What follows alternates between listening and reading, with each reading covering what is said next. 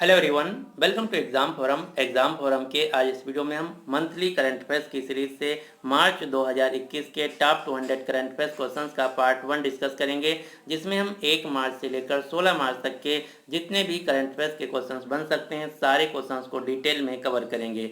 इस वीडियो में हम मार्च 2021 की सभी नियुक्तियां, पुरस्कार और सम्मान, महिला न्यूज, सूचकांक, रैंकिंग, पुस्तकें, दिवस, स्पोर्ट करंट अफेयर, समिट, सम्मेलन, निधन, खेलकूद तथा योजनाएं, इन सारे क्वेश्चंस को डिटेल में कवर करेंगे।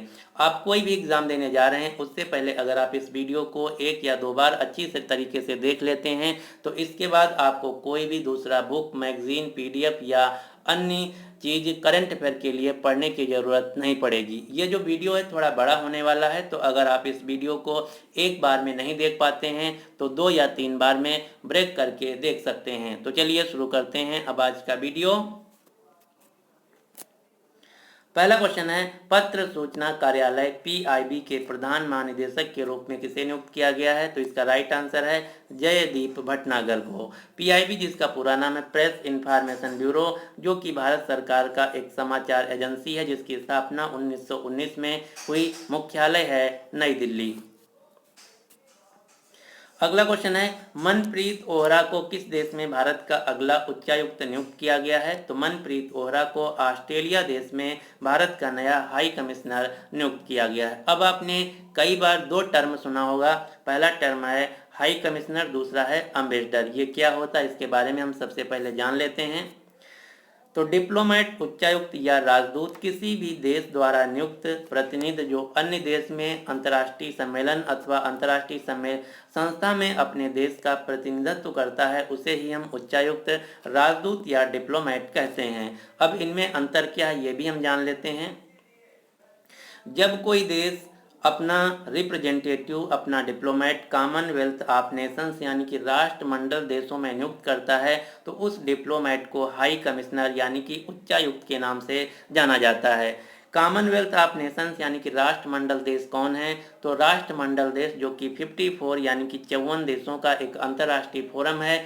ये 54 देश वो देश हैं जिन पर कभी न कभी ब्रिटिश यानी कि अंग्रेजों का शासन हुआ करता था, जो कि ब्रिटिश अंपायर के अधीन आते थे। जैसे अगर भारत अपना डिप्लोमेट पाकिस्तान, बांग्लादेश, ऑस्ट्रेलिया या कनाडा में नियुक्त करता है तो उसे हम हाई कमिश्नर कहेंगे।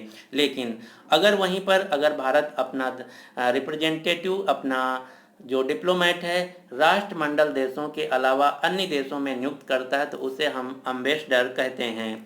जो अम्बेसडर तथा हाई कमिश्नर होता है ये सेम रैंकिंग का अधिकारी होता है, इसमें कोई अंतर नहीं होता है। जहाँ पर हाई कमिश्नर का कार्यालय होता है उसे हम उच्चायोग कहते हैं और जहाँ पर अम्बेसडर का कार्यालय होता है उसे हम दूतावास कहते हैं। तो अब आपको समझ में आ गया होगा कि उच्चायुक्त तथा राजदूत में अंतर क्या होता है।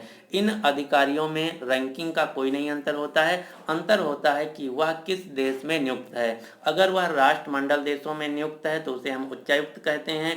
अगर वह देश राष्ट्रमंडल देशों के अलावा किसी अन्य देश में नियुक्त है जैसे फ्रांस, इटली, जर्मनी, अमेरिका, तो वहां पर उसे राजदूत कहा जाता है। अगला क्वेश्चन है, सीआरपीएफ के नए महानिदेशक कौन बने? तो इसका राइट आंसर है कुलदीप सिंह। आप ये जो फोटो में देख पा रहे हैं ये हैं सीआरपीएफ के नए महानिदेशक कुलदीप सिंह। सीआरपीएफ जिसका फुल फॉर्म है सेंट्रल रिजर्व पुलिस फोर्स, केंद्रीय रिजर्व पुलिस बल। अब ये क्या है इसके बारे में थोड़ा सा जान लेते हैं। तो आपको 7 एजेंसीज के नाम याद रखने हैं। ये 7 एजेंसी कौन कौन सी हैं? BSF, CRPF, CISF, ITBP, NSG, SSB तथा असम राइफल। ये जो 7 एजेंसी हैं इन्हें ही हम सीएपीएफ यानी कि सेंट्रल आर्म्ड पुलिस फोर्स, केंद्रीय सशस्त्र पुलिस बल, या इन्हीं 7 एजेंसीज को हम पैरामिलिट्री फोर्स, अर्धसैनिक बल के नाम से जानते हैं। ये जो 7 एजेंसी हैं मिनिस्ट्री ऑफ होम अफेयर्स, गृह मंत्रालय के अधीन आते हैं। और इन 7 एजेंसीज का जो सबसे बड़ा पोस्ट होता है उसका नाम है महानिदेशक, डायरेक्टर जनरल। वर्तमान में बीएसएफ के महानिदेशक हैं राकेश अस्थाना, आईटीबीपी के महानिदेशक हैं एसएस देसवाल, एसएसबी के महानिदेशक हैं कुमार राजेश चंद्र, असम राइफल्स के महानिदेशक हैं सुखदीप सांगवान, सीआरपीएफ के महानिदेशक हैं कुलदीप सिंह, सीआईएसएफ के महानिदेशक हैं राजेश रंजन और एनएसजी के नए महानिदेशक बने हैं एमए गणपति। अगला क्वेश्चन है AIBA चैंपियंस एंड वेटरन समिति का अध्यक्ष किसे नियुक्त किया गया है? तो इसका राइट आंसर है MC मैरी कॉम को। MC मैरी कॉम क्या है, इनके बारे में हम थोड़ा जान लेते हैं। तो उससे पहले हम जान लेते हैं कि ये संस्था क्या है।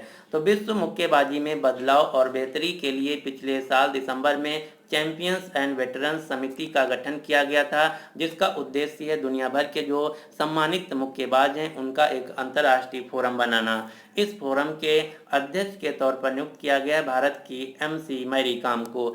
MC मैरी कॉम जो कि मणिपुर राज्य से एक बॉक्सर हैं, इनकी ऑटोबायोग्राफी का नाम है अनब्रेकेबल। और MC मैरी कॉम को मैग्निफिसेंट मैरी के नाम से भी जाना जाता है।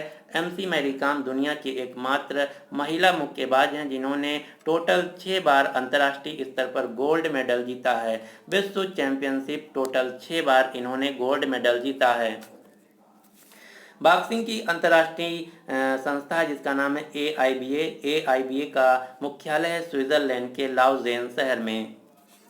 अगला क्वेश्चन है संयुक्त राष्ट्र पर्यावरण कार्यक्रम UNEP के न्यूयॉर्क कार्यालय में सहायक महासचिव और प्रमुख के रूप में किसे नियुक्त किया गया? तो इसका राइट आंसर है लिगिया नोरोना को, यानी कि इस क्वेश्चन का सही आंसर है C। आप ये जो फोटो में देख पा रहे हैं ये हैं भारत की प्रमुख अर्थशास्त्री लिगिया नोरोना। अगला क्वेश्चन है किस देश में एक निजी टेलीविजन समाचार चैनल के द्वारा पहले ट्रांसजेंडर न्यूज एंकर को नियुक्त किया गया है? तो हाल ही में बांग्लादेश में पहले ट्रांसजेंडर न्यूज एंकर को नियुक्त किया गया है। इनका नाम है तस्नुआ आनंद शिशिर। तस्नुआ आनंद शिशिर बांग्लादेश में नियुक्त होने वाली पहली ट्रांसजेंडर न्यूज एंकर हैं। अगला क्वेश्चन है फेडरल रिजर्व बैंक की पहली उपाध्यक्ष वाइस प्रेसिडेंट तथा मुख्य परिचालन अधिकारी चीफ ऑपरेटिंग ऑफिसर के रूप में किसे नियुक्त किया गया है? तो इसका राइट आंसर है नौरीन हसन को। नौरीन हसन जो कि भारतीय मूल की एक महिला हैं। अब हम जान लेते हैं कि फेडरल रिजर्व सिस्टम क्या है। तो जिस प्रकार से भारत की सेंट्रल बैंक है RBI, उसी प्रकार से अमेरिका की सेंट्रल बैंक है द फेडरल रिजर्व सिस्टम, जो कि अमेरिका की सेंट्रल बैंकिंग है, साथ ही साथ अमेरिका के बैंकिंग सिस्टम की रेगुलेटरी संस्था भी है। द फेडरल रिजर्व सिस्टम के अध्यक्ष हैं जीरोम पवेल। इसकी स्थापना हुई थी 1913 में। मुख्यालय है अमेरिका के न्यूयॉर्क शहर में। अब यहाँ से आपको 3 अन्य बैंकों के नाम याद रखने हैं। जैसे पहली बैंक है विश्व बैंक। विश्व बैंक का मुख्यालय है अमेरिका के वाशिंगटन DC में। अध्यक्ष हैं डेविड मालपास। विश्व बैंक की पहली मुख्य वित्तीय अधिकारी चीफ ऑफ फाइनेंशियल ऑफिसर तथा प्रबंध निदेशक बनी हैं भारत की अंशुला कांत। दूसरी बैंक है न्यू डेवलपमेंट बैंक, जिसे हम ब्रिक्स बैंक के नाम से भी जानते हैं। NDB बैंक के नए अध्यक्ष बने हैं मार्कोस टायर्जो, जो कि ब्राजील देश से हैं। मुख्यालय है चीन के शंघाई शहर में। इसकी स्थापना हुई थी 2014 में। तीसरी बैंक है एशियाई विकास बैंक ADB बैंक, जिसका मुख्यालय फिलीपींस के मनीला में। अध्यक्ष हैं मात्सुगु आस्कावा, जो कि जापान देश से हैं। और ADB के नए उपाध्यक्ष बने हैं भारत के अशोक लवासा। अगला क्वेश्चन है राज्यसभा के विपक्ष के नए नेता कौन बने हैं? तो राज्यसभा में विपक्ष के नए नेता बने हैं कांग्रेस के नेता मल्लिकार्जुन खड़गे। आप ये जो फोटो में देख पा रहे हैं ये हैं कांग्रेस के नेता मल्लिकार्जुन खड़गे।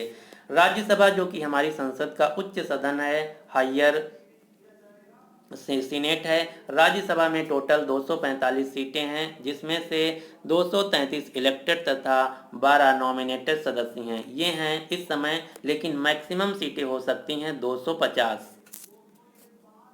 राज्यसभा के वर्तमान में सभापति हैं भारत के उपराष्ट्रपति M वेंकैया नायडू जी। राज्यसभा के उपसभापति हैं हरिवंश नारायण सिंह। महासचिव हैं देश दीपक वर्मा। लोकसभा जो कि हमारी संसद का निचला सदन है, जिसके वर्तमान में अध्यक्ष हैं ओम बिरला। लोकसभा के महासचिव हैं उत्पल कुमार सिंह। अगला क्वेश्चन है Asia Pacific rural and agriculture credit association के अध्यक्ष के तौर पर किसे नियुक्त किया गया है? तो इसका राइट आंसर है गोविंदा रजालू चिंताला। गोविंदा रजालू चिंताला जो कि वर्तमान में नाबार्ड यानी कि national bank for agriculture and rural development के अध्यक्ष भी हैं। नाबार्ड जिसका मुख्यालय है मुंबई महाराष्ट्र में। अगला क्वेश्चन है उत्तराखंड राज्य के नए मुख्यमंत्री कौन बने? तो इसका राइट आंसर है तीरथ सिंह रावत। पहले त्रिवेंद्र सिंह रावत थे, जो कि अब हट गए हैं। अब उत्तराखंड राज्य के नए मुख्यमंत्री बने हैं तीरथ सिंह रावत। अगला क्वेश्चन है, संयुक्त राष्ट्र के बाहरी लेखा परीक्षकों के पैनल का अध्यक्ष किसे नियुक्त किया गया? तो इसका राइट आंसर है गिरीश चंद्र मुर्मू को। गिरीश चंद्र मुर्मू जो कि वर्तमान में भारत के नियंत्रक एवं महालेखा परीक्षक, controller and auditor general of India CAG हैं। यहाँ पर बात की गई है संयुक्त राष्ट्र यानी कि यूनाइटेड नेशंस की। संयुक्त राष्ट्र की स्थापना हुई थी 24 अक्टूबर 1945 को। मुख्यालय है न्यूयॉर्क में। संयुक्त राष्ट्र के वर्तमान में महासचिव हैं एंटोनियो गुटेरेस जो कि पुर्तगाल देश से हैं। वर्तमान में संयुक्त राष्ट्र के अंतर्गत टोटल 193 सदस्य देश हैं और लेटेस्ट तथा आखिरी सदस्य देश है साउथ सूडान। अब आपको 3 देशों के नाम याद रखने। ये 3 देश कौन कौन से हैं? ताइवान, वेटिकन सिटी तथा फिलिस्तीन। इन 3 देशों को संयुक्त राष्ट्र के द्वारा एक फुल फ्लेज्ड देश का दर्जा प्राप्त नहीं है, यानी कि संयुक्त राष्ट्र के हिसाब से ये 3 देश जो हैं एक देश के रूप में नहीं है, ये किसी दूसरे देश के अधीन आते हैं। संयुक्त राष्ट्र की 6 ऑफिशियल भाषाएं हैं। कौन कौन सी? अरबी, चीनी, अंग्रेजी, फ्रांसीसी, रूसी तथा स्पेनिश। वर्तमान में संयुक्त राष्ट्र में भारत के राजदूत यानी कि स्थायी प्रतिनिधि हैं टी.एस. त्रिमूर्ति। अगला क्वेश्चन है, भारत के नए मुख्य सांख्यिकीविद यानी कि चीफ स्टैटिस्टिशियन ऑफ इंडिया के तौर पर किसे नियुक्त किया गया? तो इसका राइट आंसर है डॉक्टर जी.पी. सामंत को। यहाँ पर बात की गई है सांख्यिकीविद की, तो आपको 2 क्वेश्चन यहाँ से याद रखना है। भारत में हर साल राष्ट्रीय सांख्यिकी दिवस मनाया जाता है 29 जून को, और 29 जून को ही एक पुरस्कार दिया जाता है जिसका नाम है पीसी महानोबिस पुरस्कार। और इस साल 2020 में पीसी महानोबिस पुरस्कार से सम्मानित किया गया था सी रंगराजन को। अगला क्वेश्चन है, अंतर्राष्ट्रीय ओलंपिक समिति इंटरनेशनल ओलंपिक कमेटी के नए अध्यक्ष कौन बने हैं? तो दोबारा से फिर से अंतर्राष्ट्रीय ओलंपिक समिति के अध्यक्ष बने हैं थॉमस बाग।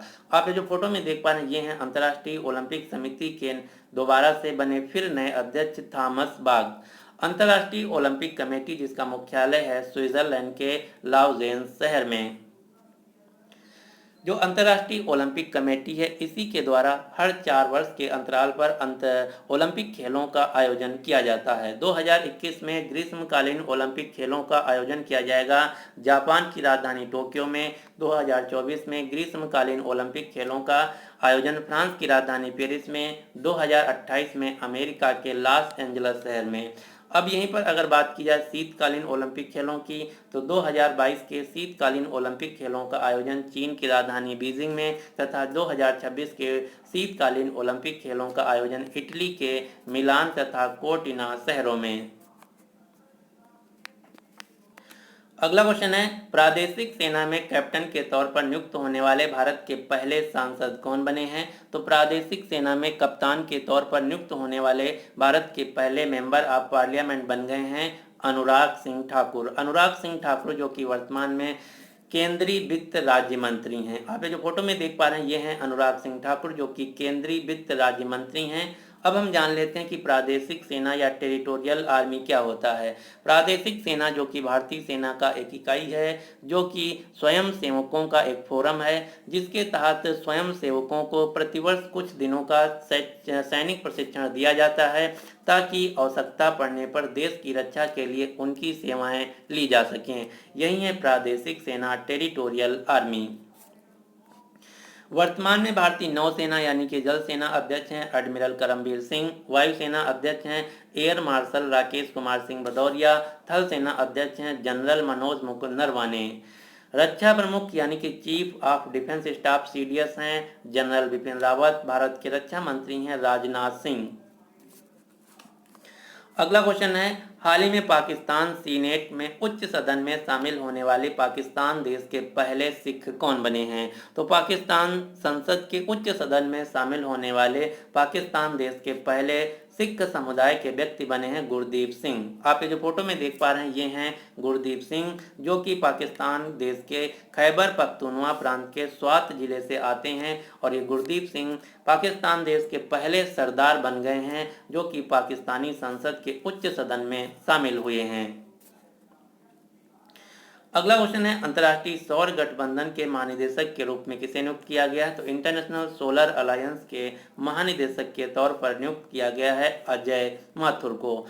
अंतर्राष्ट्रीय सौर गठबंधन जिसका मुख्यालय है हरियाणा के गुरुग्राम शहर में, जो अंतर्राष्ट्रीय सौर गठबंधन है इसको भारत और फ्रांस दो देशों के साथ मिलकर बनाया गया है। अगला क्वेश्चन है सेंट्रल बैंक ऑफ इंडिया के नए एमडी और सीईओ कौन बने हैं? तो इसका राइट आंसर है Matam Venkat Rao. Central bank of India जो कि भारत का एक पब्लिक सेक्टर बैंक है।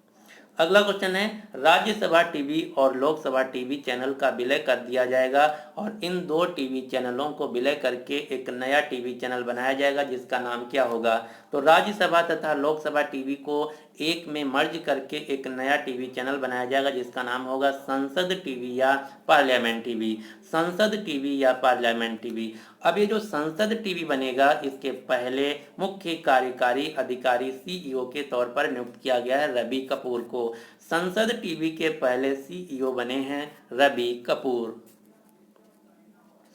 अगला क्वेश्चन है एयू स्मॉल फाइनेंस बैंक के नए अध्यक्ष कौन बने हैं? तो एयू स्मॉल फाइनेंस बैंक जो कि एक प्राइवेट फाइनेंस बैंक है इसके नए अध्यक्ष बने हैं शरद गोकलानी।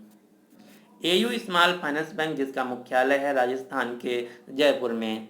अब आपको स्मॉल फाइनेंस बैंक से उनके मुख्यालय के नाम याद रखने हैं। वर्तमान में भारत में कुल 10 स्मॉल फाइनेंस बैंक हैं। ये 10 स्मॉल फाइनेंस बैंक कौन कौन सी हैं?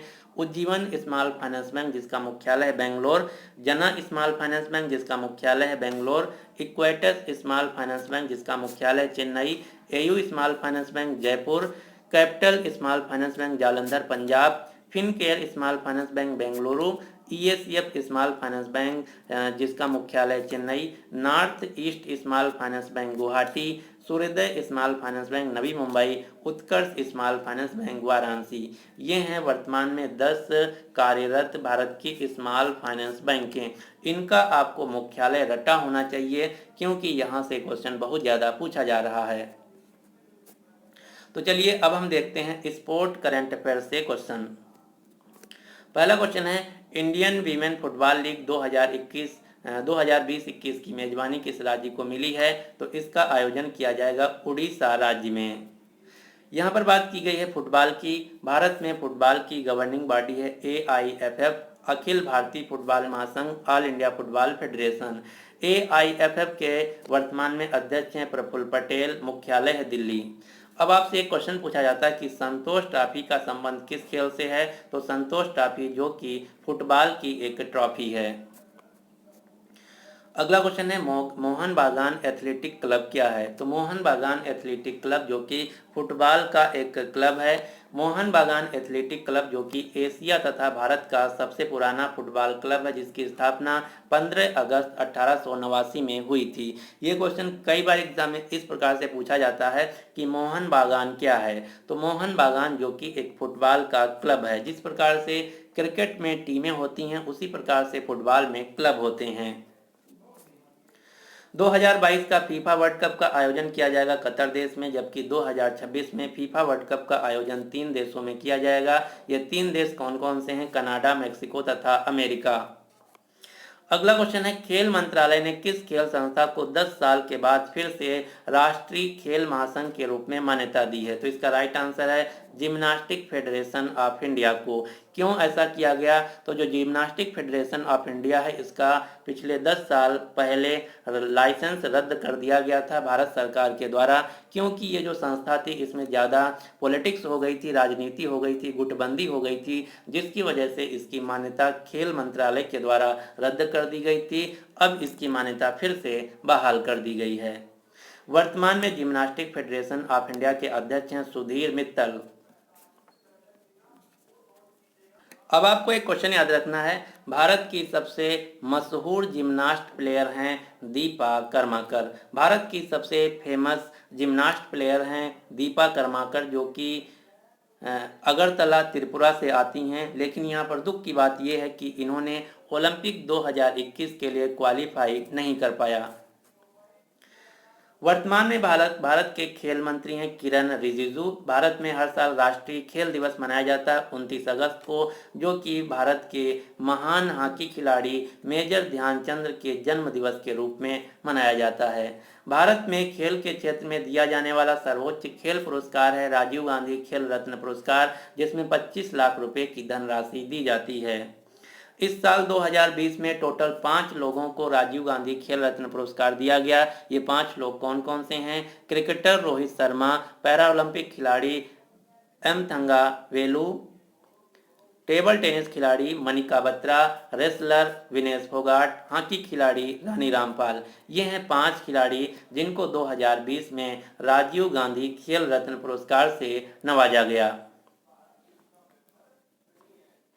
अगला क्वेश्चन है, युगांडा इंटरनेशनल बैडमिंटन टूर्नामेंट को किसने जीत लिया? तो इसको जीत लिया भारत। महिला एकल का खिताब भारत की खिलाड़ी मलविका बसोड़, जबकि पुरुष एकल का खिताब जीत लिया वरुण कपूर ने। आप ये जो फोटो में देख पा रहे हैं, ये हैं भारत की खिलाड़ी मलविका बसोड़, जो कि महिला एकल का खिताब जीत लिया है, जबकि पुरुष एकल का खिताब जीत लिया है वरुण कपूर ने। युगांडा जो कि अफ्रीका महाद्वीप का एक देश है, युगांडा जिसकी राजधानी है कंपाला।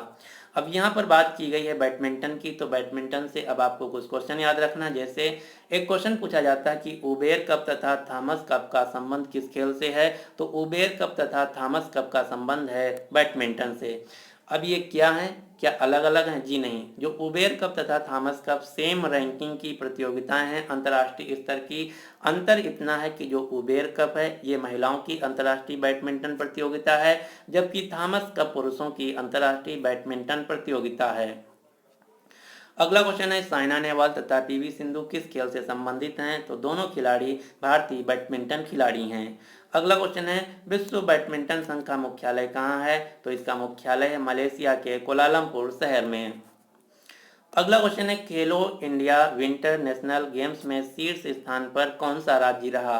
तो खेलो इंडिया विंटर नेशनल गेम्स में नंबर 1 राज्य रहा जम्मू कश्मीर, और इनका आयोजन भी जम्मू कश्मीर में किया गया है।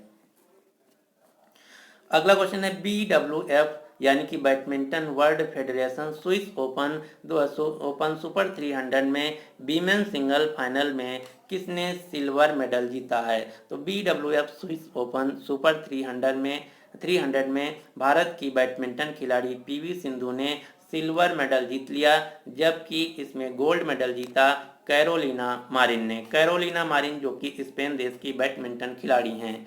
आप जो फोटो में देख पा रहे हैं, ये हैं तेलंगाना राज्य से बैडमिंटन खिलाड़ी पीवी सिंधु। अगला क्वेश्चन है, BBC Indian sports women of the year का पुरस्कार किसने जीत लिया है? तो ये पुरस्कार जीत लिया है कनेरू हम्पी ने। कनेरू हम्पी जो कि आंध्र प्रदेश राज्य की शतरंज खिलाड़ी हैं, चेस खिलाड़ी हैं, और इसी प्रतियोगिता में बीबीसी लाइफ टाइम अचीवमेंट पुरस्कार से सम्मानित किया गया है एथलीट अंजू बाबी जॉर्ज को। बीबीसी जो कि एक न्यूज समाचार एजेंसी है जिसका फुल फॉर्म है ब्रिटिश ब्रॉडकास्टिंग कारपोरेशन, इसका मुख्यालय है लंदन में। अगला क्वेश्चन है, महिला अंतर्राष्ट्रीय क्रिकेट में 10,000 रन पूरे करने वाली दुनिया की दूसरी तथा भारत की पहली महिला क्रिकेटर कौन बन गई हैं? तो इसका राइट आंसर है मिताली राज। मिताली राज जो कि राजस्थान राज्य से क्रिकेटर हैं, ये दुनिया की दूसरी तथा भारत की पहली क्रिकेटर बन गई हैं जिन्होंने अंतर्राष्ट्रीय स्तर पर 10,000 रन पूरे किए हैं। अब आपको पता होना चाहिए कि पहली क्रिकेटर कौन है। तो दुनिया की पहली क्रिकेटर जिन्होंने अंतर्राष्ट्रीय स्तर पर 10,000 रन पूरे किए, ये हैं इंग्लैंड की महिला क्रिकेटर चार्लोट एडवर्ड्स। अगला क्वेश्चन है, विजय हरारे ट्रॉफी 2021 को किसने जीत लिया है? तो विजय हरारे ट्रॉफी 2021 को जीत लिया है मुंबई की टीम ने। मुंबई ने फाइनल में हराया उत्तर प्रदेश की टीम को। अब आपको 6 घरेलू क्रिकेट प्रतियोगिताओं के नाम याद रखने हैं। ये 6 प्रतियोगिताएं कौन कौन सी हैं? Irani cup, Ranji trophy, Duleep trophy, Deodhar trophy, Vijay Hazare trophy, Syed Mushtaq Ali trophy. यहाँ से क्वेश्चन सीधा सीधा पूछा जाता है कि देवधर ट्रॉफी या दलीप ट्रॉफी का संबंध किस खेल से है? तो उत्तर होगा क्रिकेट से। और इस साल अभी तक 2 प्रतियोगिताओं का आयोजन किया गया जिसमें सैयद मुश्ताक अली ट्रॉफी को जीत लिया है तमिलनाडु टीम ने, जबकि विजय हरारे ट्रॉफी को जीत लिया है मुंबई की टीम ने। और पिछले 50 वर्षों के इतिहास में पहली बार ऐसा हुआ है कि 2021 में रणजी ट्रॉफी का आयोजन नहीं किया जाएगा। भारत की सबसे फेमस क्रिकेट प्रतियोगिता है आईपीएल, जिसका पूरा नाम है इंडियन प्रीमियर लीग। और इस साल जो 2021 का आईपीएल है, यह इसका 14वां संस्करण है, जिसको ऑफिशियली स्पॉन्सर किया जा रहा है वीवो कंपनी के द्वारा। वीवो जो कि एक चाइनीज फ़ोन निर्माता कंपनी है। और 2021 में आईपीएल की एक टीम ने अपना नाम बदल दिया है। ये टीम कौन सी है? ये टीम है किंग्स 11 पंजाब। किंग्स 11 पंजाब ने अपना नाम बदल दिया है, अब इसका नया नाम हो गया है पंजाब किंग्स। और इस साल आईपीएल 2021 में टोटल 8 टीमें पार्टिसिपेट कर रही हैं। ये 8 टीमें कौन सी हैं? Chennai super Kings, Delhi Capitals, Kolkata night Riders, Mumbai Indians, Punjab Kings, Rajasthan Royals, royal challenger Bangalore तथा सनराइजर हैदराबाद। ये हैं 8 टीमें जो कि आईपीएल 2021 में पार्टिसिपेट कर रही हैं। और आईपीएल 2021 का टाइटल स्पॉन्सर कंपनी है वीवो। अब आपको यहाँ से 2 क्वेश्चन याद रखना है। पहला क्वेश्चन, आईपीएल 2021 के सबसे महंगे खिलाड़ी हैं साउथ अफ्रीका के ऑलराउंडर क्रिस मॉरिस, जिनको राजस्थान रॉयल ने 16.225 करोड़ रुपए में खरीदा है। अगर बात की जाए भारत की, तो भारत के सबसे महंगे बिकने वाले खिलाड़ी हैं कृष्णप्पा गौतम, जिनको 9.25 करोड़ रुपए में चेन्नई सुपर किंग्स टीम ने खरीदा है। भारत में क्रिकेट की गवर्निंग बॉडी है बीसीसीआई, जिसका फुल फॉर्म है board of control for cricket in India.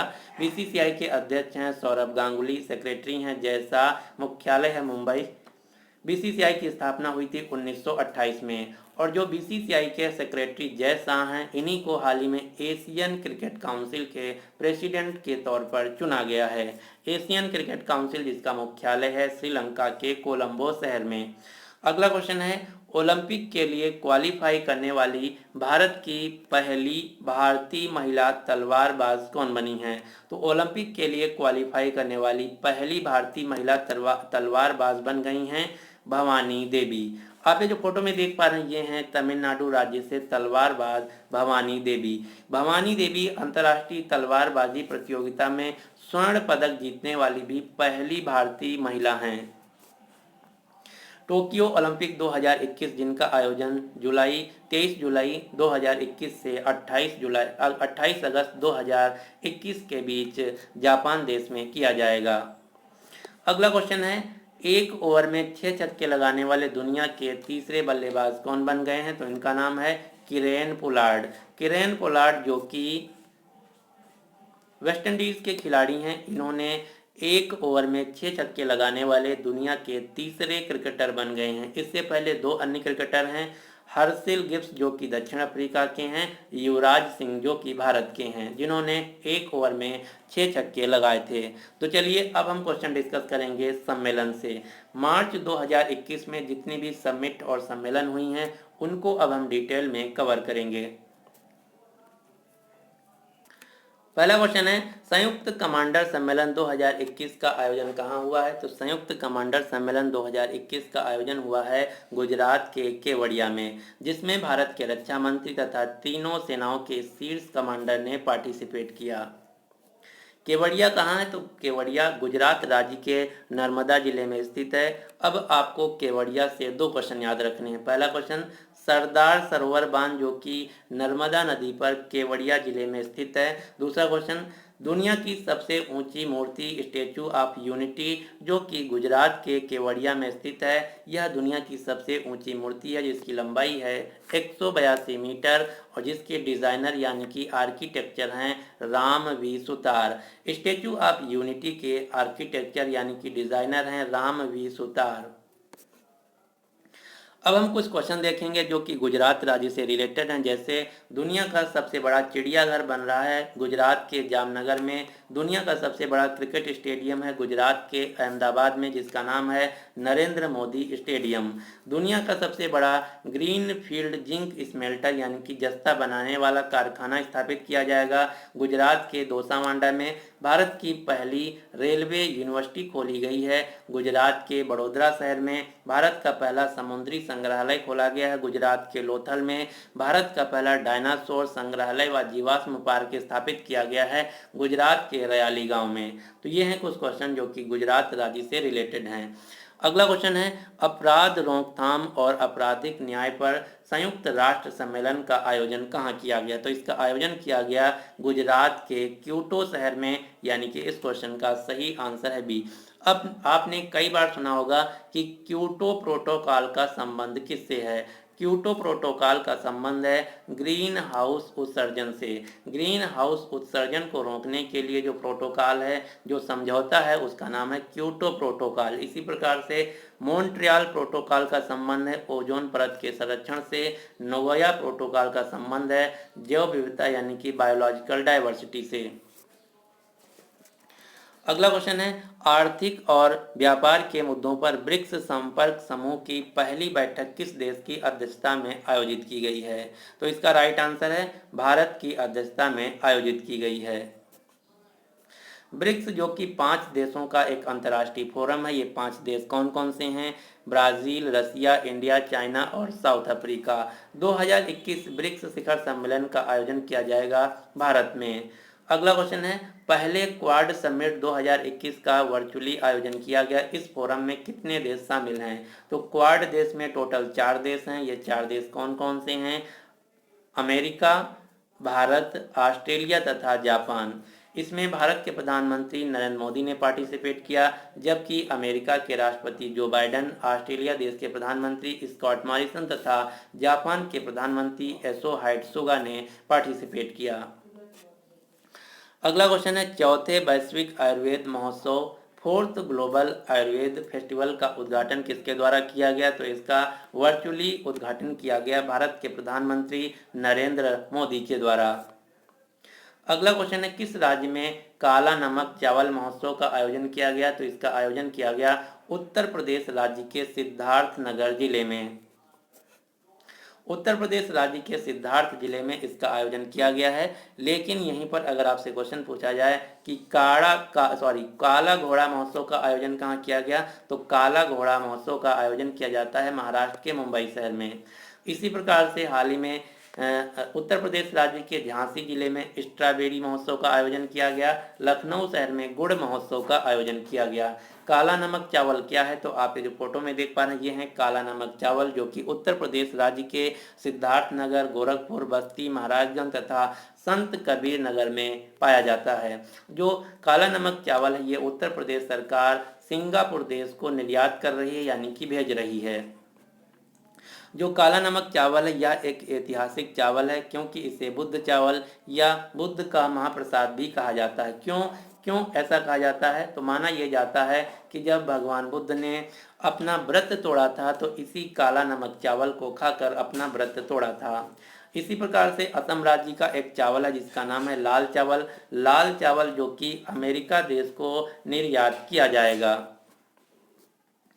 अगला क्वेश्चन है, G20 देशों के केंद्रीय बैंक गवर्नर तथा वित्त मंत्रियों की बैठक किस देश की अध्यक्षता में हुई है? तो इसका राइट आंसर है इटली देश की अध्यक्षता में। 2021 का जो G20 देशों का सम्मेलन है, इसका आयोजन किया जाएगा इटली देश के द्वारा। अब G20 फोरम क्या है? तो G20 देश जो फोरम है 20 देशों का एक अंतर्राष्ट्रीय फोरम है, जिसमें 20 देशों की सरकार तथा उन देशों की सेंट्रल बैंकों का एक फोरम है। इसमें 20 देश कौन हैं? तो इसमें 19 देश आप ये जो फोटो में देख पा रहे हैं प्लस यूरोपियन यूनियन के सारे देश शामिल हैं। G20 फोरम में 19 देश तथा यूरोपियन यूनियन शामिल हैं। G20 शिखर सम्मेलन 2021 का आयोजन इटली के रोम में। G20 शिखर सम्मेलन 2022 का आयोजन इंडोनेशिया के लाबुआन बाजो में तथा G20 शिखर सम्मेलन 2022 का आयोजन भारत के नई दिल्ली में आयोजित किया जाएगा। अब आपको यहीं पर एक दूसरा क्वेश्चन याद रखना है। एक दूसरा फोरम है जिसका नाम है G7 फोरम। G7 फोरम का भारत मेंबर देश नहीं है। G7 फोरम में 7 देश कौन कौन से आते हैं? UK, Canada, France, Germany, Italy, Japan और अमेरिका। ये 7 देश हैं जो कि G7 फोरम के सदस्य देश हैं।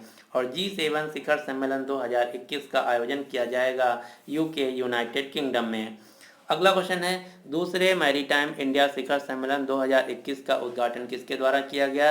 तो इसका भी उद्घाटन वर्चुअली भारत के प्रधानमंत्री नरेंद्र मोदी के द्वारा किया गया। जो मैरीटाइम इंडिया शिखर सम्मेलन है, इसका आयोजन हर साल बंदरगाह, पोत, परिवहन एवं जल मार्ग मंत्रालय के द्वारा किया जाता है, जिसके वर्तमान में मंत्री हैं मनसुख एल मांडविया।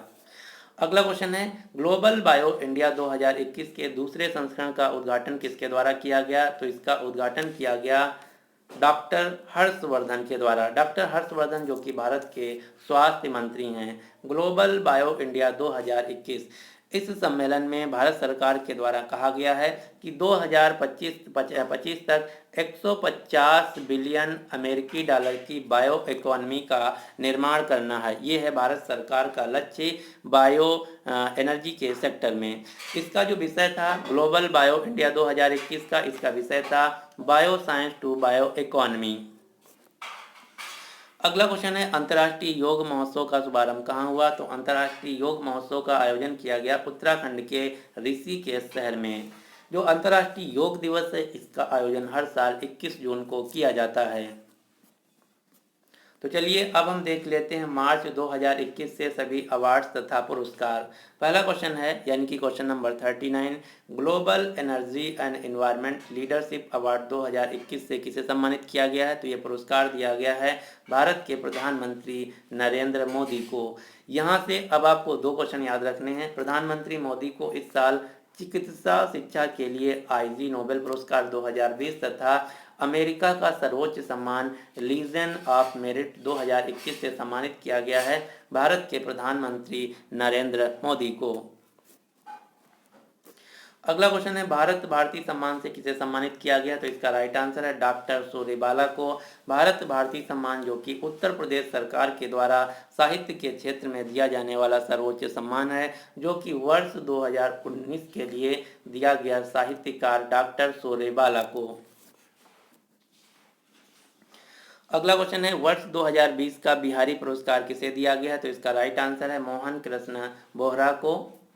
मोहन कृष्ण बोहरा की एक पुस्तक है जिसका नाम है तस्लीमा संघर्ष और साहित्य। तस्लीमा संघर्ष और साहित्य पुस्तक के लिए मोहन कृष्ण बोहरा को 2020 का बिहारी पुरस्कार दिया गया है।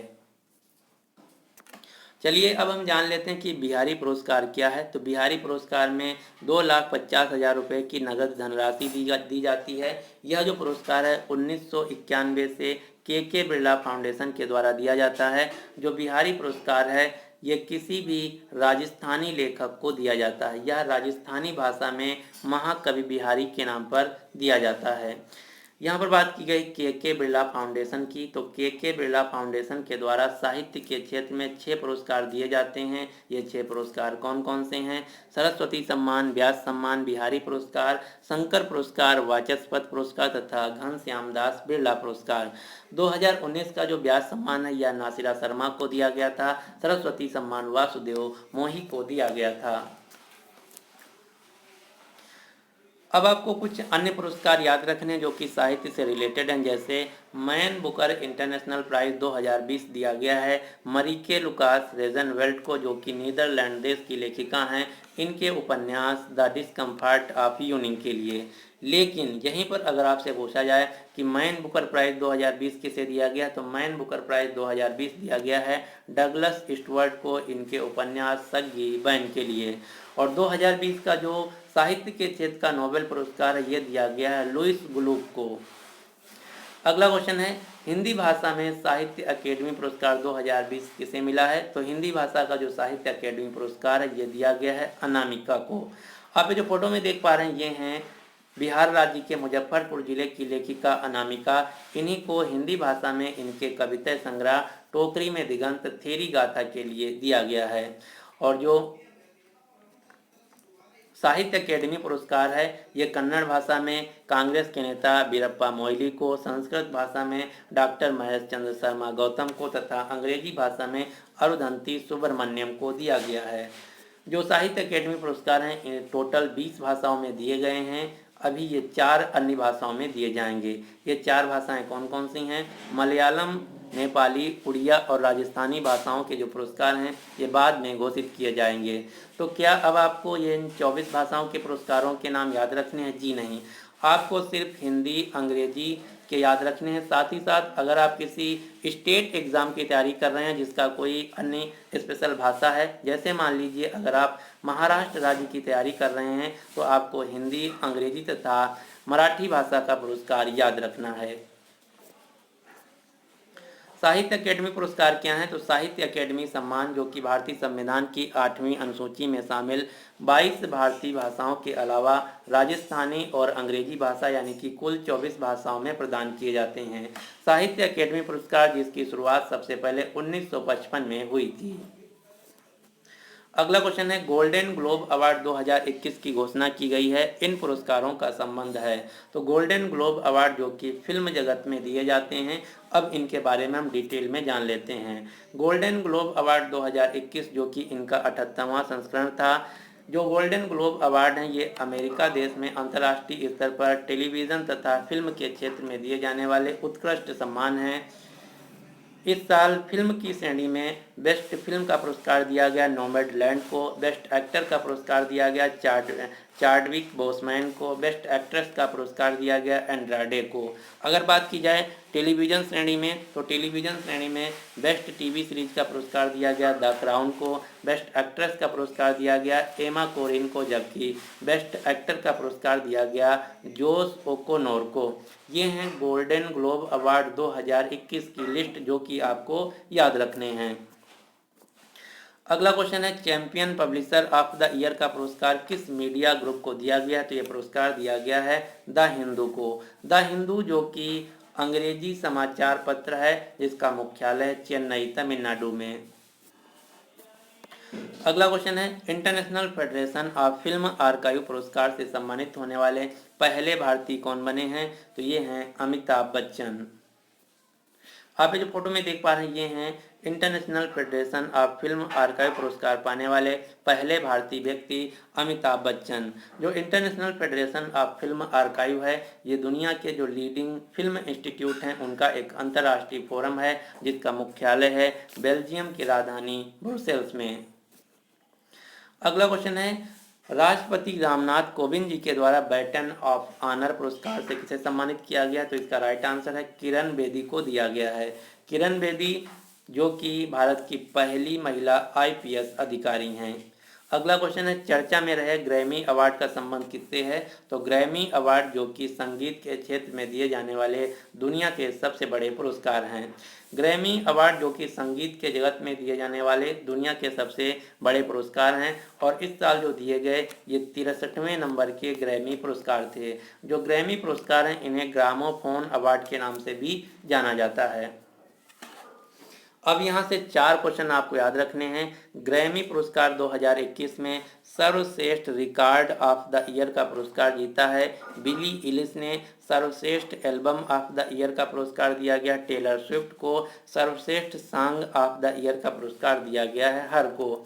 जबकि सबसे ज़्यादा 28 बार ग्रैमी अवार्ड जीतने वाली महिला बन गई हैं बियॉन्से जो कि अमेरिका देश की एक सिंगर हैं।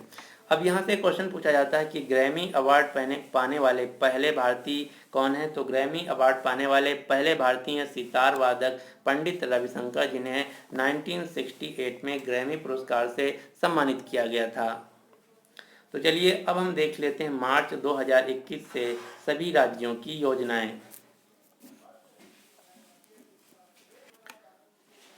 अगला क्वेश्चन है, हाल ही में किस राज्य ने घरों की पहचान चेलिक नाम योजना शुरू किया है? तो ये योजना शुरू की गई है उत्तराखंड राज्य के द्वारा।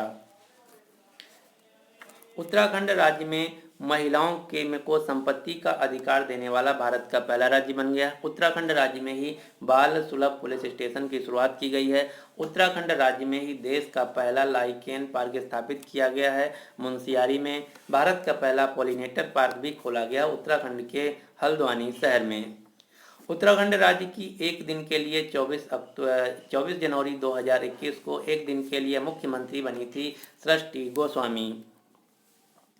गुरुजी किचन योजना किस राज्य ने शुरू किया है? तो गुरुजी किचन योजना जो कि झारखंड राज्य ने शुरू किया है, जिसका उद्देश्य है 5 रुपये में गरीब लोगों को भरपेट भोजन देना। इसी प्रकार से अम्मा कैंटीन योजना तमिलनाडु ने, शिव भोजन थाली योजना महाराष्ट्र राज्य ने, इंदिरा रसोई योजना राजस्थान राज्य ने, माँ कैंटीन योजना पश्चिम बंगाल ने, दीनदयाल अंत्योदय रसोई योजना मध्य प्रदेश ने शुरू किया है। अगला क्वेश्चन है, किस राज्य ने कौशल मातृत्व योजना शुरू किया है? तो कौशल मातृत्व योजना शुरू की गई है छत्तीसगढ़ राज्य के द्वारा। अगला क्वेश्चन है, अर्जुन सहायक सिंचाई परियोजना किस राज्य ने शुरू किया है? तो इस योजना को शुरू किया गया उत्तर प्रदेश सरकार के द्वारा। तो चलिए अब हम देख लेते हैं कुछ उत्तर प्रदेश सरकार की योजनाएं, जैसे मिशन शक्ति, अर्जुन सहायक सिंचाई परियोजना, अभ्युदय योजना जो कि एक निःशुल्क कोचिंग योजना है, मेजर ध्यानचंद्र विजय पथ योजना, नवीन रोजगार छतरी योजना, कन्या सुमंगला योजना। ये जो सारी योजनाएं हैं उत्तर प्रदेश सरकार के द्वारा शुरू की गई हैं। भारत का पहला गिद्ध संरक्षण केंद्र स्थापित किया गया उत्तर प्रदेश के महाराजगंज जिले में। भारत का पहला ट्रांसजेंडर यानी कि किन्नर विश्वविद्यालय खोला जाएगा उत्तर प्रदेश के कुशीनगर में। भारत का पहला मेगा लेदर पार्क स्थापित किया जाएगा उत्तर प्रदेश के कानपुर शहर में। उत्तर प्रदेश जो कि भारत का सबसे बड़ा राज्य है जनसंख्या के हिसाब से।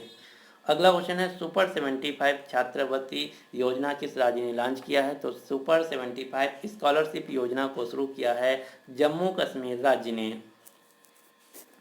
अगला क्वेश्चन है, महासमृद्धि महिला सशक्तिकरण योजना किस राज्य ने शुरू किया है? तो इस योजना को शुरू किया गया है महाराष्ट्र राज्य के द्वारा। महाराष्ट्र राज्य के राज्यपाल हैं भगत सिंह कोश्यारी जो कि गोवा राज्य के भी हैं। यहाँ के मुख्यमंत्री हैं उद्धव ठाकरे। महाराष्ट्र राज्य की राजधानी है मुंबई। मुंबई में ही आरबीआई का मुख्यालय है, इसीलिए मुंबई को फाइनेंशियल कैपिटल ऑफ इंडिया, वित्तीय राजधानी भारत की कहा जाता है। और मुंबई में दो चीज़ें हैं, पहला है इंडियाज फाइनेंशियल कैपिटल यानी कि आरबीआई का मुख्यालय, गेटवे ऑफ इंडिया जो कि मुंबई में स्थित है, जबकि इंडिया गेट नई दिल्ली में स्थित है। अब हम देखेंगे क्वेश्चन पुस्तकों से मार्च 2021 में प्रकाशित होने वाली सभी महत्वपूर्ण पुस्तकें। तो क्वेश्चन नंबर 55 है, मानस अवर बिहेवियर ट्रूथ ऑब्लिक अनट्रूथ किसके द्वारा लिखी गई है? तो पुस्तक मानस अवर बिहेवियर ट्रूथ ऑब्लिक अनट्रूथ लिखी गई है गुलाब कोठारी के द्वारा। गुलाब कोठारी जो कि राजस्थान पत्रिका के संपादक हैं, इन्हीं के द्वारा मानस अवर बिहेवियर ट्रूथ ऑब्लिक अनट्रूथ पुस्तक लिखी गई है। अगला क्वेश्चन है, पुस्तक advantage India the story of Indian tennis किसके द्वारा लिखी गई है? तो यह पुस्तक लिखी गई है अनिद्या दत्ता के द्वारा, जिसमें भारतीय टेनिस इतिहास के बारे में बताया गया है।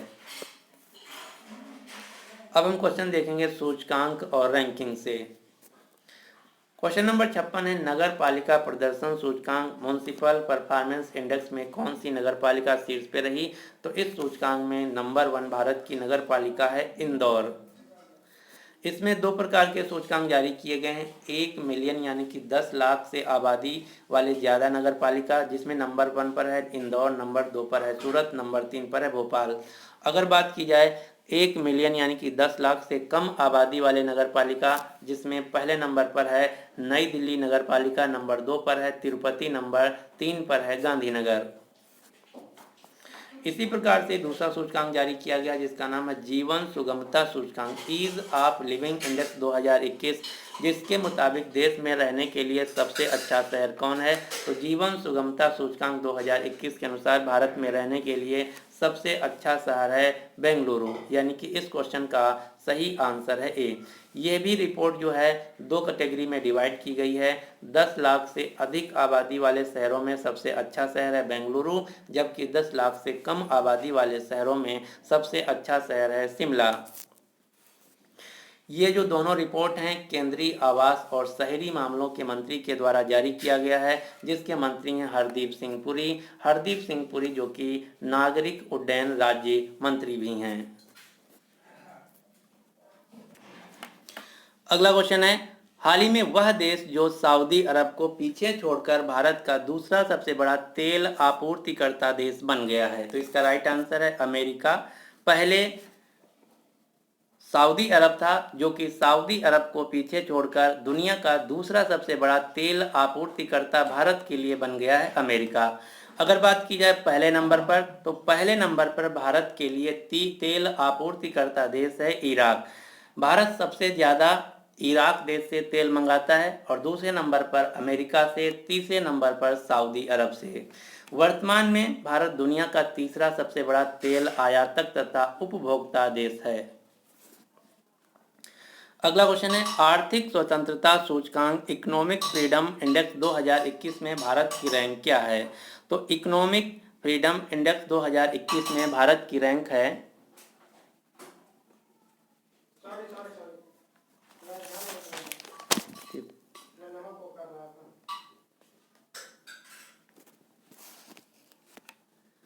121। अगर बात की जाए कि इसमें नंबर 1 कौन है, तो 184 देशों की यह लिस्ट जारी की गई है, जिसमें नंबर 1 पर है सिंगापुर, नंबर 2 पर है न्यूजीलैंड, नंबर 3 पर है ऑस्ट्रेलिया, जबकि भारत की रैंक है 121। अगला क्वेश्चन है, हाल ही में फ्रीडम हाउस ने भारत का स्वतंत्रता स्कोर 71 से घटाकर कितना कर दिया है? तो एक रिपोर्ट जारी की गई है जिसका नाम है फ्रीडम हाउस, जिसमें भारत का जो फ्रीडम स्कोर है इसको 71 से घटाकर 67 कर दिया है। ये बात की जा रही स्कोर की। अगर बात की जाए इंडेक्स की, रैंकिंग की, तो भारत की रैंकिंग 221 देशों में 63 से फिसलकर 88 पर आ गई है। 63 से फिसलकर 88 आ गई है। इसका नाम है freedom in the world 2021 democracy under seize. अमेरिकी संस्था फ्रीडम हाउस ने रिपोर्ट जारी किया है, जो कि पॉलिटिकल फ्रीडम तथा ह्यूमन राइट्स पर आधारित है। इस रिपोर्ट में लोकतंत्र और मुक्त समाज के रूप में भारत की स्थिति आंशिक रूप से मुक्त दर्शाई गई है। बताया गया है कि भारत जो देश है आंशिक रूप से मुक्त देश है, क्योंकि यहाँ पर पॉलिटिकल तथा ह्यूमन राइट्स का अब्यूजेस ज़्यादा हो रहा है। अगला क्वेश्चन है, हाल ही में जारी QS वर्ल्ड यूनिवर्सिटी रैंकिंग में किस संस्थान ने नंबर 1 स्थान हासिल किया है? तो QS वर्ल्ड यूनिवर्सिटी रैंकिंग में दुनिया का नंबर 1 संस्थान है MIT, Massachusetts institute of technology, जो कि अमेरिका का एक कॉलेज है। नंबर 2 पर है स्टैनफोर्ड, नंबर 3 पर है कैम्ब्रिज विश्वविद्यालय, नंबर 4 पर है California institute of technology. QS world university ranking, जिसका फुल फॉर्म है क्वाकली सिमोंड लिमिटेड, जो कि दुनिया की सबसे अच्छी एजुकेशनल रैंक मानी जाती है, और इसमें दुनिया के 1000 विश्वविद्यालयों की रैंकिंग जारी की गई है, जिसमें टॉप 100 में भारत का कोई भी इंस्टीट्यूट शामिल नहीं है। IIT बॉम्बे की पूरी दुनिया में रैंक है 172, ISSC बेंगलोर की पूरी दुनिया में रैंक है 185, जबकि IIT दिल्ली की पूरी दुनिया में रैंक है 193। अगर बात की जाए कि QS वर्ल्ड रैंकिंग के अनुसार भारत में नंबर 1 इंस्टीट्यूट कौन है, तो उत्तर होगा IIT बॉम्बे, जिसकी पूरी दुनिया में रैंक है 172। अगला क्वेश्चन है, केंद्रीय प्रदूषण नियंत्रण बोर्ड ने देश के 112 सबसे प्रदूषित स्थानों प्लेसेस के रैंक जारी की है। इसमें कौन सा राज्य नंबर 1 स्थान पर है?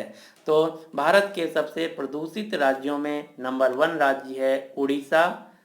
ये रैंकिंग किस प्रकार से जारी की गई है? तो पर्यावरण मंत्रालय के अनुसार प्रदूषित स्थल ऐसे क्षेत्र हैं जहां कूड़े कचरे में विषैले और खतरनाक पदार्थों की मात्रा अत्यधिक होने से आसपास रहने वाले लोगों के सेहत पर प्रतिकूल असर पड़ रहा है। ऐसे स्थानों को प्रदूषित स्थान घोषित किया गया है, जिसमें से सबसे ऐसे ज़्यादा प्लेसेस हैं उड़ीसा राज्य में। अगला क्वेश्चन है, हुरून ग्लोबल रिच लिस्ट के रिकॉर्ड के अनुसार दुनिया के सबसे अमीर शख्स कौन है? तो हुरून ग्लोबल रिच लिस्ट के अनुसार दुनिया के सबसे अमीर व्यक्ति हैं एलन मस्क। एलन मस्क, जो कि टेस्ला तथा स्पेस एक्स कंपनी के फाउंडर और CEO हैं। आप जो फोटो में देख पा रहे हैं, ये हैं स्पेस एक्स तथा टेस्ला कंपनी के फाउंडर और CEO एलन मस्क, जो कि दुनिया के सबसे अमीर व्यक्ति हैं। यह है पूरी लिस्ट। नंबर 1 है एलन मस्क, नंबर 2 पर हैं जेफ बेजोस जो कि अमेजन कंपनी के फाउंडर और सीईओ हैं। इस लिस्ट में दुनिया के 8वें सबसे अमीर व्यक्ति हैं भारत के मुकेश अंबानी। अगर बात की जाए भारत में, तो भारत में सबसे अमीर व्यक्ति हैं मुकेश अंबानी। अगला क्वेश्चन है, हाल ही में वह देश जो कि विदेशी मुद्रा भंडार रूस को पछाड़कर दुनिया का चौथा सबसे बड़ा रिजर्व बन गया है। तो फॉरेन एक्सचेंज रिजर्व के मामले में दुनिया का चौथा सबसे बड़ा देश बन गया है भारत। नंबर 1 पर है चीन, नंबर 2 पर है जापान, नंबर 3 पर है स्विट्जरलैंड और नंबर 5 पर अब हो गया है रूस जो कि पहले चौथे नंबर पर था। अब हम क्वेश्चन देखेंगे स्टेट न्यूज से, राज्यों से संबंधित क्वेश्चन। तो पहला क्वेश्चन यानी कि 65 नंबर का क्वेश्चन है, किस राज्य सरकार द्वारा खाद्य पदार्थों में मिलावट करने पर उम्र कैद की सजा से संबंधित एक विधेयक की मंजूरी दी है? तो ऐसा कानून बनाया गया मध्य प्रदेश राज्य में। मध्य प्रदेश राज्य में अगर कोई व्यक्ति खाद्य पदार्थों में मिलावट का दोषी पाया जाता है तो उसको उम्र कैद की भी सजा हो सकती है। अगला क्वेश्चन है, देश में ई परिवहन सेवाएं शुरू करने वाला भारत का पहला राज्य कौन बन गया? तो इसका राइट आंसर है हिमाचल प्रदेश। ई परिवहन सेवाओं का मतलब क्या है? तो इसमें अब ड्राइविंग लाइसेंस, पंजीकरण प्रमाण पत्र एवं परमिट आदि जो सेवाएं हैं ऑनलाइन मिलेंगी। यही है ई परिवहन सेवाएं जो कि सबसे पहले हिमाचल प्रदेश सरकार के द्वारा शुरू किया गया है। अब यहाँ से एक और क्वेश्चन याद रखना। क्वेश्चन क्या है, 100% यानी कि 100% घरों में एलपीजी कनेक्शन देने वाला भारत का पहला राज्य बन गया है हिमाचल प्रदेश। हिमाचल प्रदेश राज्य के राज्यपाल हैं बंडारू दत्तात्रेय, मुख्यमंत्री हैं जयराम ठाकुर। हिमाचल प्रदेश की 2 राजधानियां शिमला तथा धर्मशाला। दुनिया तथा भारत की सबसे लंबी हाईवे सुरंग बनाई गई है हिमाचल प्रदेश में, जिसका नाम है अटल सुरंग। अटल सुरंग जिसका पहले नाम हुआ करता था रोहतांग सुरंग, जिसकी लंबाई है 9.02 किलोमीटर। अगला क्वेश्चन है, किस राज्य सरकार ने निजी क्षेत्र की नौकरियों में 50,000 रुपये से कम वेतन वाली 75% नौकरियां स्थानीय लोगों के लिए आरक्षित कर दिया है, रिजर्व कर दिया है? तो ऐसा कानून पास किया गया है हरियाणा राज्य में। हरियाणा राज्य में बताया गया है कि अगर कोई संस्थान या फिर कंपनी हरियाणा राज्य में है, उसका मुख्यालय या फिर उसका कोई भी यूनिट है, तो उस यूनिट में अगर नौकरी 50,000 से नीचे है तो 50,000 से नीचे वाले जितने भी कर्मचारी होंगे उनमें से 75% जो कर्मचारी होंगे हरियाणा राज्य के लोकल होंगे। अगला क्वेश्चन है, किस राज्य ने देश की पहली engineering research and development policy launch किया है? तो ये पॉलिसी लॉन्च की गई है कर्नाटक राज्य के द्वारा। इसमें क्या होगा, engineering research and development policy में एरोस्पेस, रक्षा, ऑटो और इलेक्ट्रॉनिक्स, वाहन, जैव प्रौद्योगिकी, फार्मा और चिकित्सा उपकरण, अर्धचालक, दूरसंचार, electronic system, design and manufacturing तथा सॉफ्टवेयर जैसे प्रमुख क्षेत्रों की अगर कोई व्यक्ति कर्नाटक राज्य में कंपनियां लगाता है तो उसको कर्नाटक सरकार के द्वारा सब्सिडी दी जाएगी। कर्नाटक सरकार के द्वारा उस कंपनी को संस्थान यानी कि कंपनी बैठाने के लिए जगह भी दी जाएगी। यही है engineering research and development policy जो कि सबसे पहले शुरू की गई है कर्नाटक राज्य में। देश का पहला खिलौना निर्माण क्लस्टर भी स्थापित किया जाएगा कर्नाटक के कोप्पल में। देश का पहला फूड प्रोसेसिंग सेंटर भी स्थापित किया जाएगा कर्नाटक राज्य में। अगला क्वेश्चन है, किस राज्य सरकार ने परिणाम आधारित बजट यानी कि आउटकम बेस्ड बजट प्रस्तुत किया है? तो ये बजट प्रस्तुत किया गया है झारखंड राज्य में के द्वारा। इस बजट में बताया गया है कि सभी विभागों को विशिष्ट लक्ष्य और जिम्मेदारियां दी गई हैं जिन्हें निर्धारित समय में पूरा किया जाना आवश्यक है। इसी का नाम दिया गया है परिणाम आधारित बजट। अगला क्वेश्चन है, किस राज्य सरकार ने पिछले 10 वर्षों में सड़क किनारे बसाए गए सभी धार्मिक स्थलों को हटाने का निर्देश जारी किया है? तो ऐसा निर्देश जारी किया गया उत्तर प्रदेश सरकार के द्वारा। अगला क्वेश्चन है, किस राज्य ने अपने वार्षिक बजट 2021-22 में जेंडर और चाइल्ड बजट को भी शामिल किया है और इस प्रकार शामिल करने वाला भारत का पहला राज्य बन गया है? तो जेंडर और चाइल्ड बजट शामिल करने वाला भारत का पहला राज्य बन गया है आंध्र प्रदेश, यानी कि इस क्वेश्चन का सही आंसर है सी।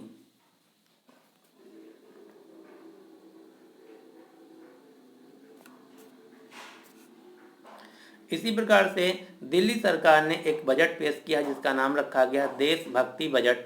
तो आपसे अगर क्वेश्चन पूछा जाए कि देशभक्ति विषय पर आधारित बजट किस राज्य ने प्रस्तुत किया है, तो राइट आंसर होगा दिल्ली ने। अगला क्वेश्चन है, भारत के पहले कौशल केंद्र का उद्घाटन कहाँ किया गया? तो भारत के पहले विश्व कौशल केंद्र वर्ल्ड स्किल सेंटर का उद्घाटन किया गया उड़ीसा के भुवनेश्वर शहर में। यहीं अगर आपसे क्वेश्चन पूछा जाए कि पूर्वी भारत का पहला कौशल विश्वविद्यालय किस राज्य में स्थापित किया जाएगा, तो इसका राइट आंसर होगा असम राज्य में। अब हम क्वेश्चन देखेंगे नेशनल न्यूज यानी कि राष्ट्रीय समाचार से।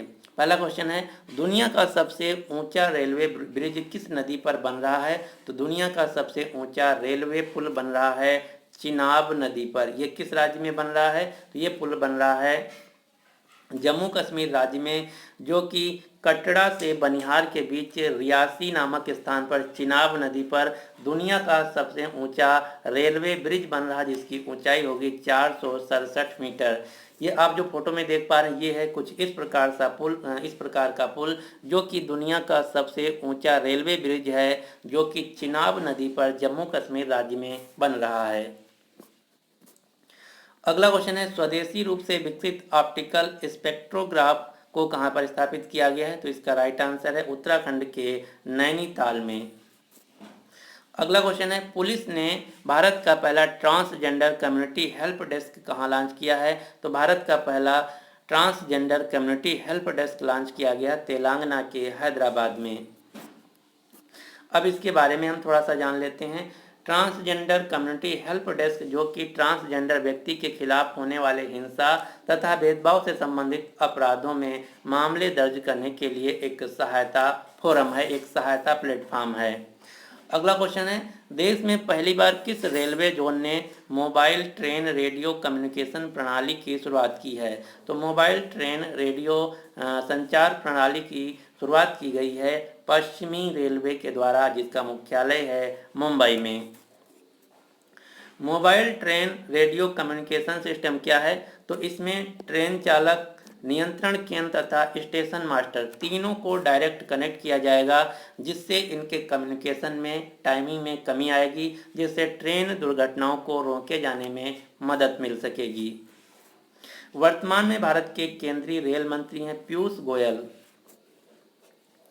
अगला क्वेश्चन है, भारत का पहला वन चिकित्सा केंद्र कहाँ खोला गया? तो भारत का पहला फॉरेस्ट हीलिंग सेंटर खोला गया है उत्तराखंड राज्य के रानीखेत शहर में।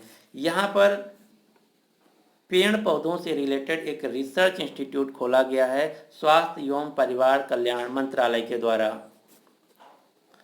तो इसी बात पर हम कुछ अन्य चीज़ें देख लेते हैं जो कि 2021 में पहली बार हुई। जैसे भारत का पहला भारत का पहला एम्प्यूटी क्लिनिक खोला गया है चंडीगढ़ में। भारत का पहला transgender community help desk Hyderabad में। भारत का पहला आर्द्र भूमि वेटलैंड संरक्षण प्रबंधन केंद्र चेन्नई में। भारत का पहला thunder storm research test bed Orissa में। भारत का पहला फायर पार्क भुवनेश्वर में।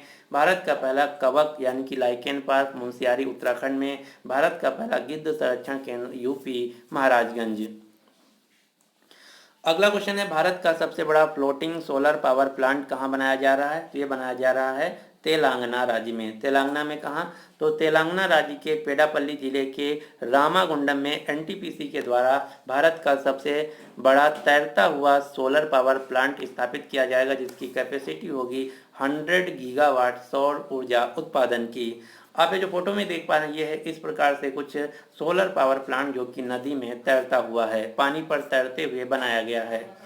अगला क्वेश्चन है, भारत सरकार ने कोविड-19 से मरने वाले पत्रकारों के परिवारों को कितने लाख की वित्तीय सहायता प्रदान करने की मंजूरी दी है? तो इसका राइट आंसर है 5 लाख रुपए।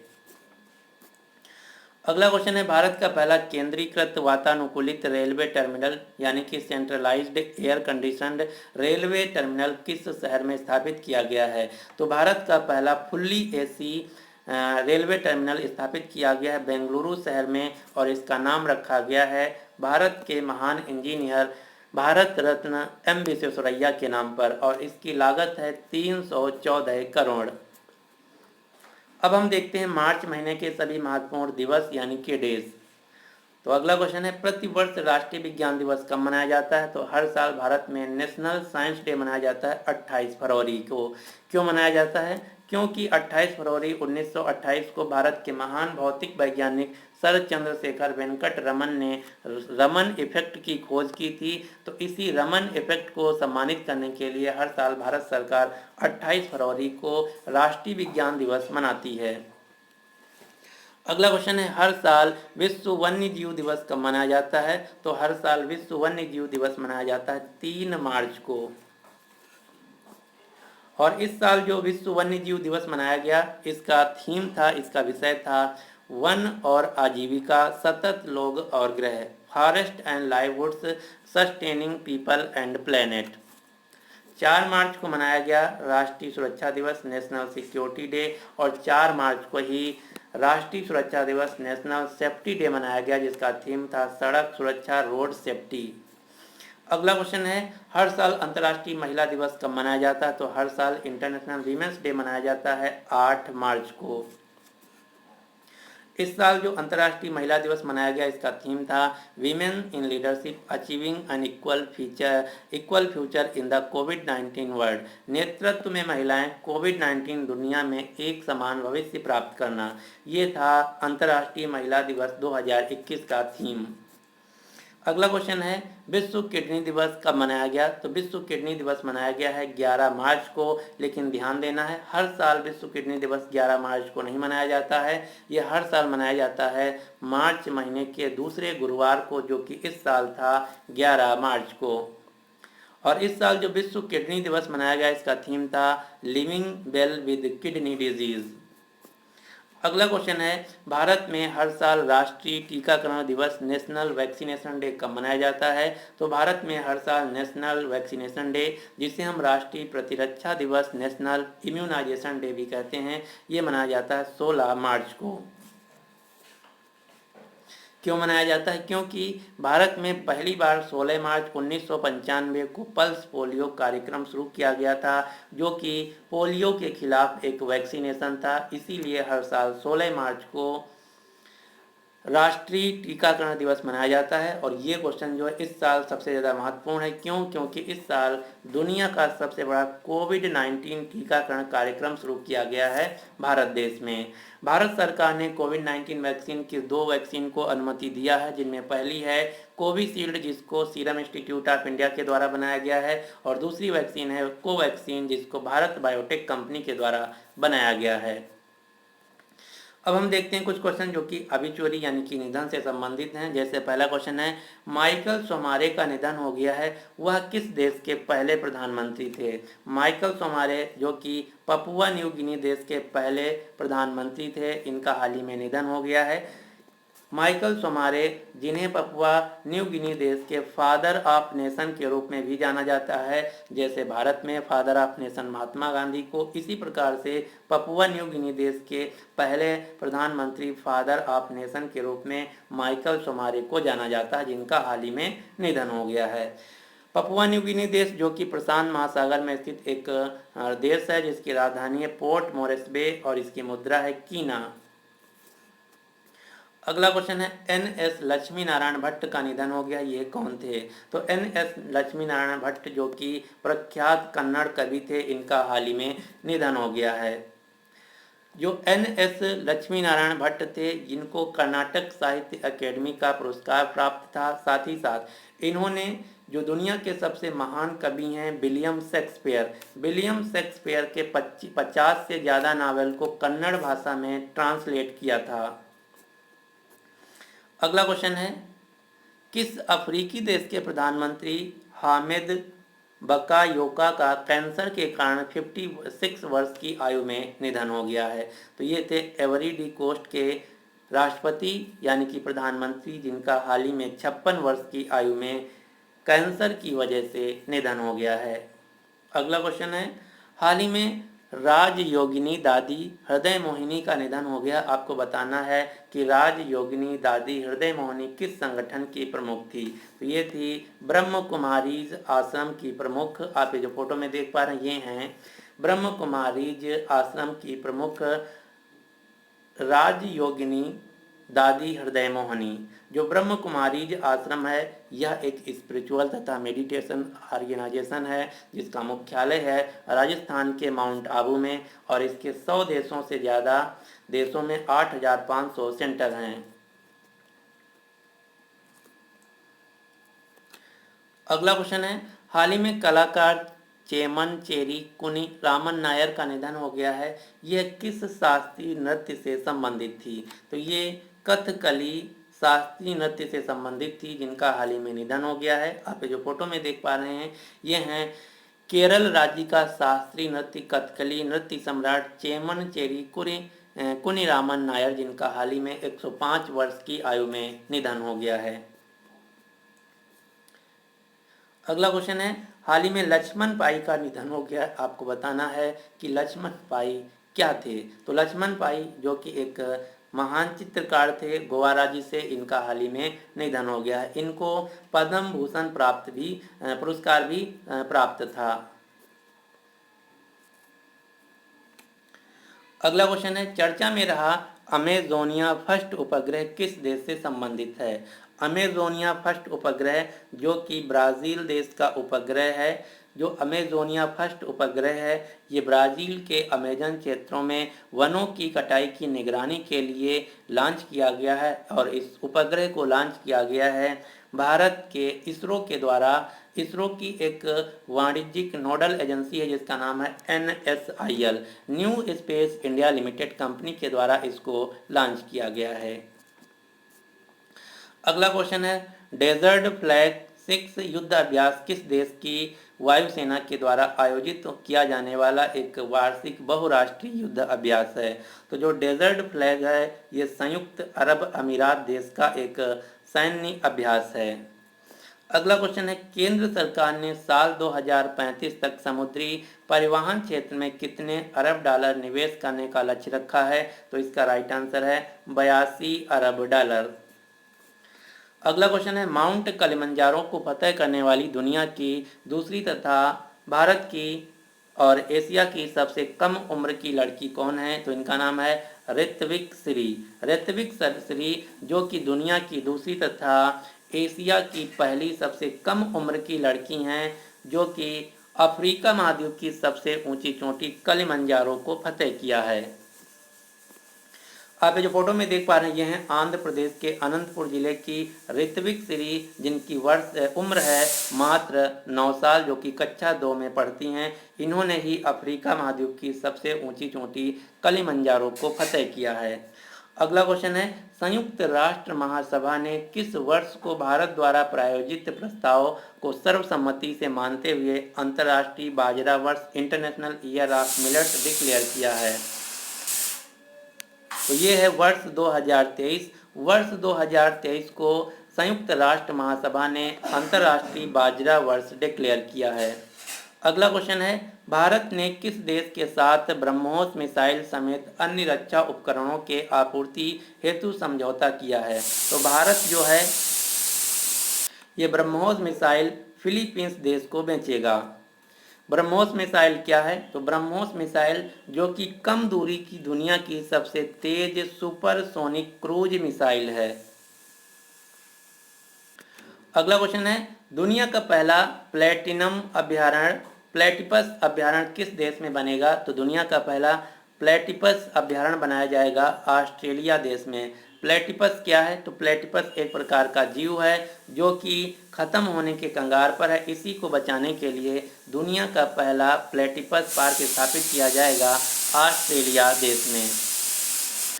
अगला क्वेश्चन है, दुनिया का पहला स्पेस होटल किस कंपनी के द्वारा खोला जाएगा? तो दुनिया का पहला स्पेस होटल जो कि स्पेस में अंतरिक्ष में बनाया जाएगा ऑर्बिटल असेंबली कॉरपोरेशन कंपनी के द्वारा जो कि अमेरिका देश की एक कंपनी है।